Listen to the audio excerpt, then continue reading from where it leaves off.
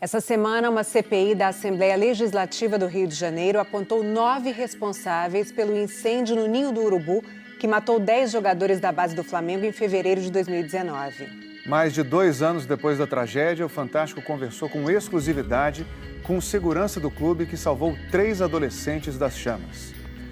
Benedito Ferreira falou pela primeira vez sobre o trauma que tira o sono dele até hoje.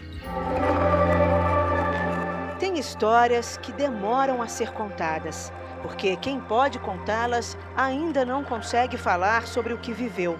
O tempo de Benedito Ferreira tem 2 anos e pouco mais de um mês.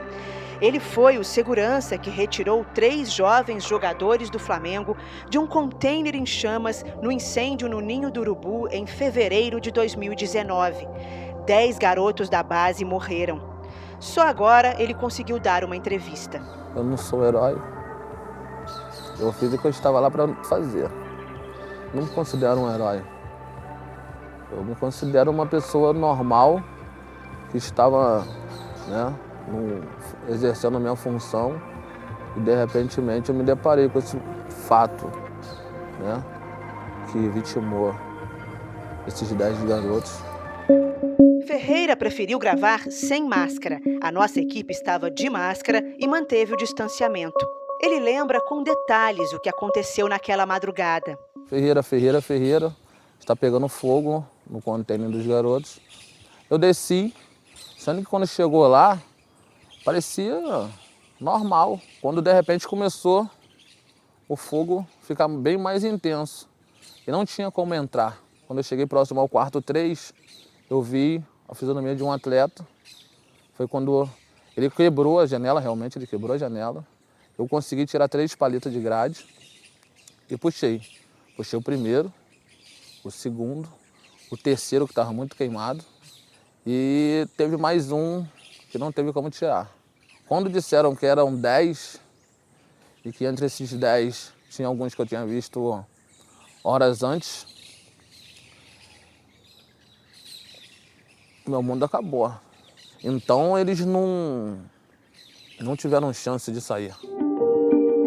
No lugar das lembranças dos 3 que salvou, o que Ferreira não esquece é daqueles que ele não conseguiu resgatar.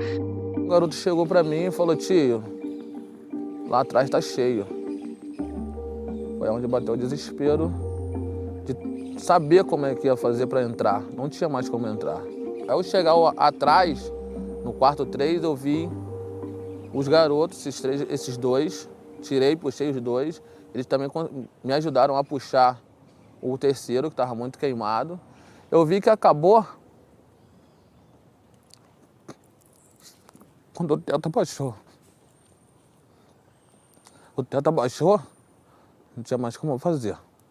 Eu sentei e fiquei olhando aquela cena que nunca mais vai sair da minha memória. Até hoje eu escuto eles gritarem que está ardendo, socorro. Esse é o sentimento de perda. E o quarto que você não conseguiu salvar tinha te dito algo? Foi um garoto que, quando eu consegui puxá-lo, mas ele estava muito queimado, ele conseguiu olhar para mim e falar: tio, não me deixa morrer. Minha vida segue meio que atormentada, sabe como que é? Funciona? Eu uso 6 medicamentos por dia. Tem lugares que eu não vou sair com a minha família, passear. Eu não consigo mais. Meu dia de folga geralmente é em casa, na minha casa. Não me dá vontade de fazer.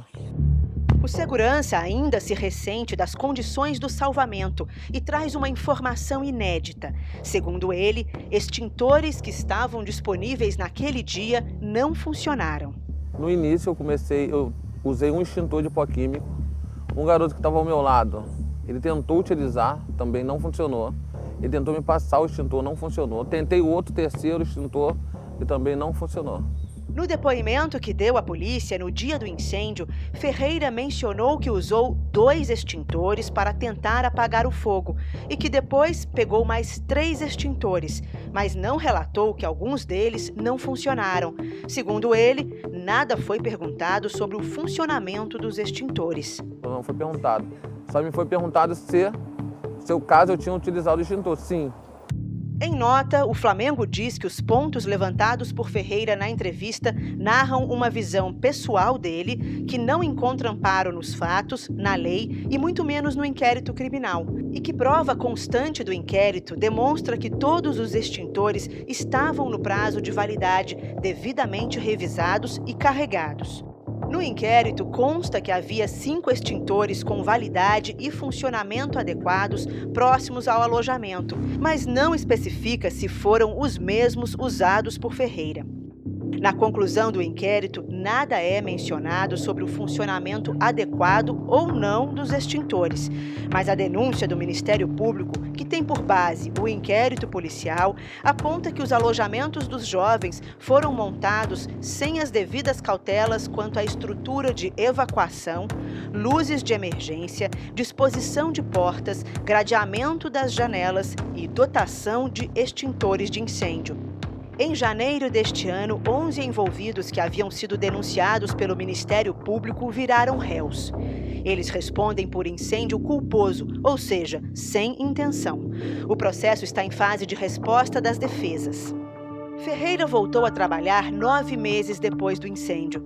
O segurança sofre de depressão e quadro grave emocional. O retorno ao clube foi autorizado por médicos do trabalho, mas com 2 condições: que ele não voltasse ao Ninho do Urubu e que tivesse uma escala gradativa de trabalho.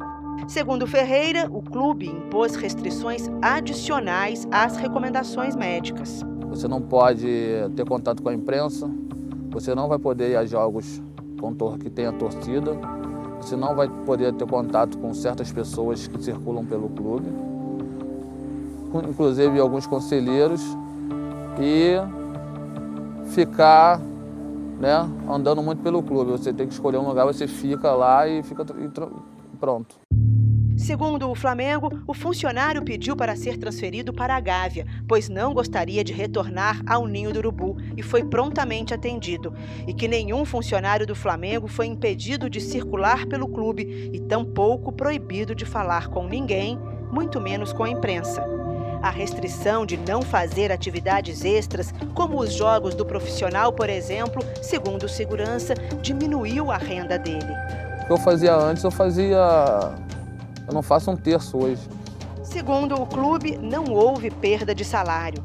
Com a proibição do público nos estádios e outras atividades presenciais, o extra que era obtido deixou de existir para a maioria das pessoas que trabalhavam nesses eventos. O Flamengo custeou e ainda banca todos os tratamentos de Ferreira, além dos remédios. O clube e o funcionário também acertaram uma indenização que, por questões de confidencialidade, não pode ser revelada. Há 7 meses, ele foi transferido para o museu, na Gávea, espaço de memória das conquistas, mas também onde está a única homenagem às vítimas do incêndio.